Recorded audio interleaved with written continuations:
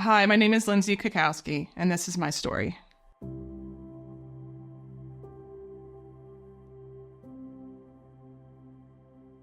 I grew up in Jersey until my parents split when I was 5.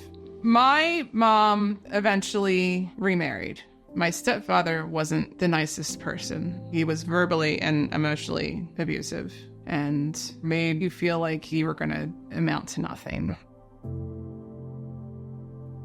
So I went to Bloomsburg, and I thought that once I got to college, everything would be great.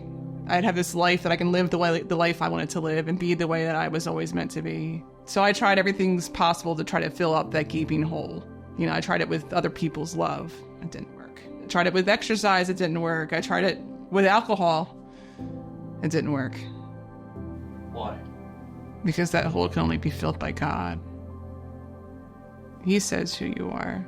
He says you're chosen. He says you're his masterpiece. And apart from him, you can't do anything. So how did things change for you? So the amazing God that we serve, he always leaves the 99 to reach the 1, right? And there is not one person that I am, that is more thankful than me for that. So my best friend's getting married. And so I decided to have some kind of makeup party, right? And this girl, Heather's name kept popping up.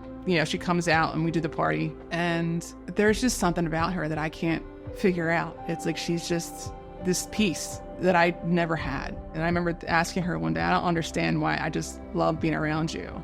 And she goes, well, I'll tell you why. I'm like, you know the reason? She's like, yeah. I'm like, well, why? She's like, it's Jesus. I'm like, I almost walked away. Like I said, all right, whatever. And and blew her off pretty much. And she's like, well, that's what it is. And I said, well, what? What do you mean it's Jesus? It's him reaching for you. It's him wanting to be with you. And, she did, we did the call of salvation. I've accepted him as my savior at that point. So I reached a point in my faith that everything I read was about church and about community. And I looked online. I Googled non-denominational churches in the area, right? And Bethel, of course, popped up. And I liked the website. I'm like, all right, I think I'll go there. And there was the worship in the beginning, and I just bawled through the entire worship.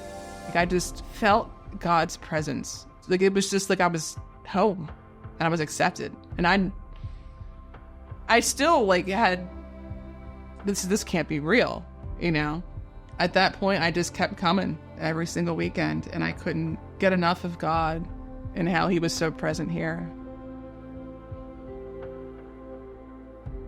During COVID, I did a Bible study with Heather. It was one of those trying to find your purpose.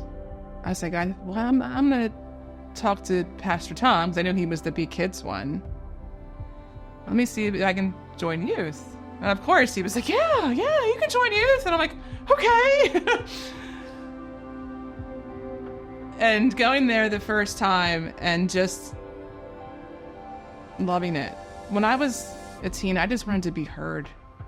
I wanted to be seen. I wanted to not pretend like I didn't exist. Doing that just brought everything full circle.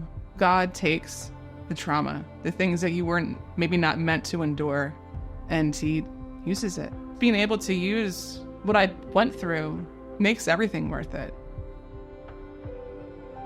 What would you say to someone who isn't at Bethel yet? If you haven't yet come, just try. Come once and see what God does, because me coming just once changed my whole family's life.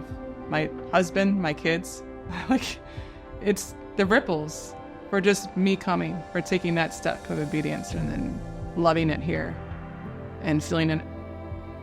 I finally have a home.